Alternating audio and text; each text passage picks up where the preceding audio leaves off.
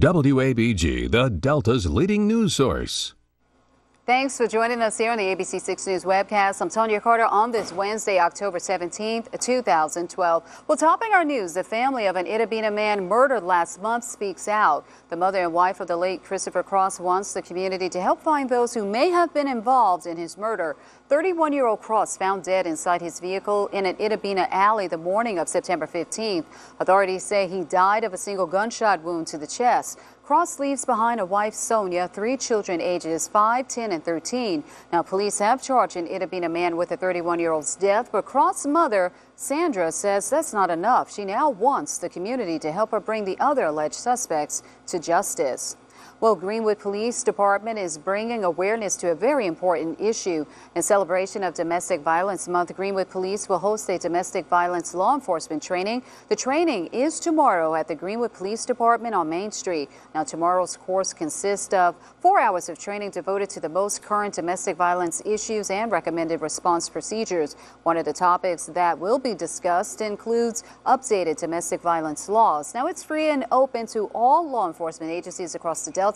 The training is broken down into 2 sessions. The first one beginning at 8 a.m. and ending at noon. The second session starts at 12:30 and ends at 5. Now, for more information on how to get registered for tomorrow's event, you can call the Greenwood Police Department at 662-453-3311. A Greenville family takes their message to the streets after they say their son was wrongfully arrested and entrapped by police. Now, if you have driven by a house located in the 700 block of McAllister in Greenville, you will notice a front lawn covered in signs and posters seeking justice for Cornelius Harris. His parents say their 22-year-old son was set up by police. Now, back on March 11, police arriving at the home with an alleged drug dealer who was picked up in Louisiana with drugs to sell to Harris.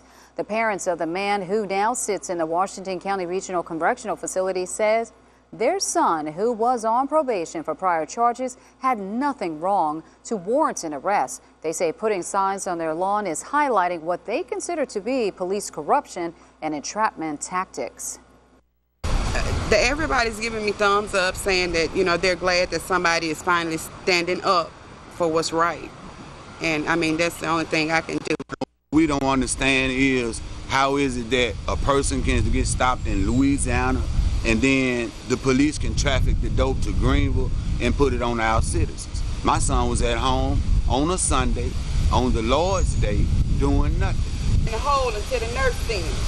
Now, Greenville Police Chief Freddie Cannon says the family's claims of misconduct on the part of law officials are false. Meanwhile, District Attorney Dwayne Richardson says when drugs are believed to be transported from one state to another for the purpose of a sale, law enforcement officials and state agencies have within their power to conduct what is called a controlled delivery. A controlled delivery will monitor drugs being brought interstate for the purpose of intercepting a possible transaction.